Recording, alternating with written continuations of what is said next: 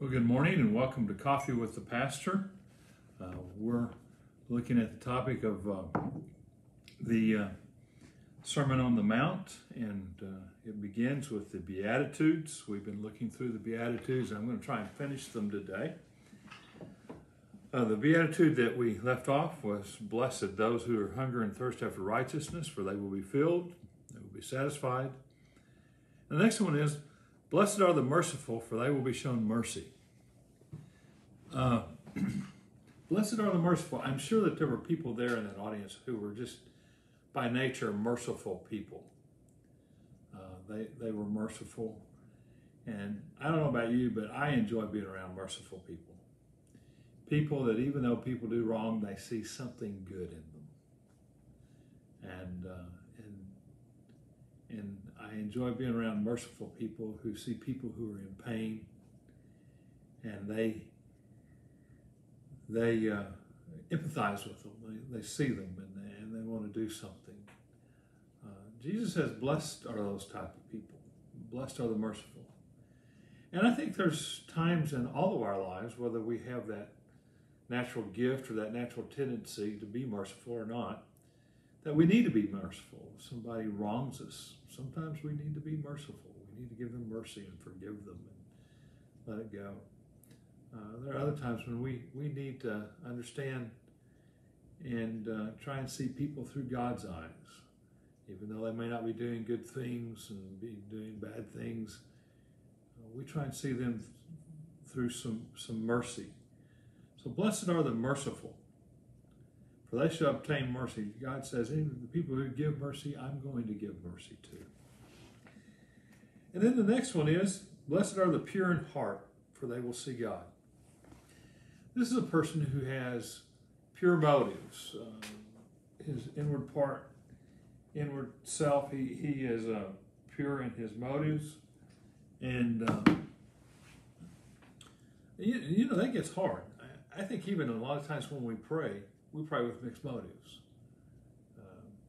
God, I want you to do this, but some of it may be more self-centered than it is God-centered and kingdom-centered. But those who can do things pure in the heart, just with a pure motive, are the ones who see God. It's when we can get our mixed motives away. James, the half-brother of Jesus, wrote in his letter, double-minded people are not good. And one of the things that we have to continually do is watch our motives. But there are some people who are so pure in their motives, they're so pure in the heart,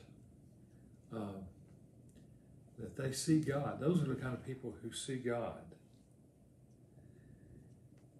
And then he goes, blessed are the peacemakers, for they will be called children of God. Blessed are the peacemakers, those who try and make peace. And the word in the Hebrew for peace is shalom, which we've talked about. And shalom has with it the idea that peace happens when you're right with God and you're right with other people. That's the only way you can have peace. If you're in conflict with God, you're not going to have peace. If you're in conflict with other people, you're not going to have peace.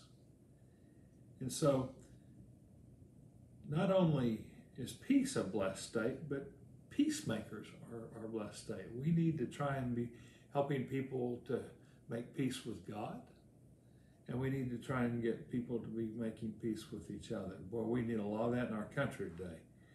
We need some peacemakers. We need some people who can be merciful to those on the other side, and because we're at a time right now, if you don't agree with somebody politically or whatever, then you're the enemy. That's not really the way it ought to be. We need to be having peacemakers. Blessed are the peacemakers, for they shall be called the children of God. And then here's this last one. Blessed are those who are persecuted because of righteousness, for theirs is the kingdom of heaven. And there's some of the folks that were being persecuted for righteousness, and Jesus knew he was going to be. I still read the Bible. I read what Jesus taught, what Jesus said, what Jesus did with his healings and all. And it still blows my mind that he was put on a cross. I mean, it's just unbelievable. She could put somebody with that much love, that much care, that much wisdom on a cross. The religious leaders couldn't handle him, and he was basically crucified because of his righteousness. Well, Jesus lets us know that, guess what? We're going to be crucified a little bit because of our righteousness. We're going to be persecuted because of our righteousness. And we've seen that throughout the century. We probably had less of that here in the United States than most places, but we're beginning to see it rear its head. Well, we're going to be persecuted. They're talking about this. One of the ladies that President Trump's talking about putting up for Supreme Court when she was put up before a lower court. They went after her because of her religion, because of her Catholic faith, and because of her strong belief in pro-life. I've seen others that they have gone after the faith, and we didn't used to ever see that. It's actually illegal for them to do, but I don't think that matters. But I do think we may be living in a time when we may be persecuted for our faith some. And like I say, we've been very fortunate here in the United States not to have to deal with that much, but I think we're going to be maybe continuing. But look what he says in verse 11. He says, "Blessed are you when people insult you, persecute you, and falsely say all kinds of evil against you because of me." In other words, if we are following Christ and we're following what he says to do, which is what we're reading here in the Sermon on the Mount, he says you're blessed.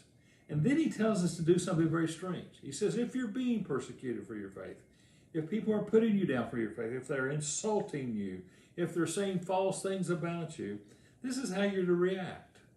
This is verse 12. He says, "Rejoice and be glad." Man, that's not usually how we want to think about reacting when somebody's persecuting you, insulting you, and saying falsely things about you. Of course, it's because of Jesus that they're doing that, and because of your faith. He says, "Rejoice and be glad." He says, "Because great is your reward in heaven. For in the same way they persecuted the prophets who were before you." And they did persecute the prophets. They didn't want to listen to them. I just got through reading in my daily Bible readings all the prophets, and the popular prophets were just talking about how that God was going to protect them and God wasn't going to do like that. And then the prophets who were really speaking from God just saying, "Hey, I'm about to judge you if you don't change." And those guys, some of them they killed, some of them they put in prison and persecuted them. We may have to come to that too, but if we are, we're blessed.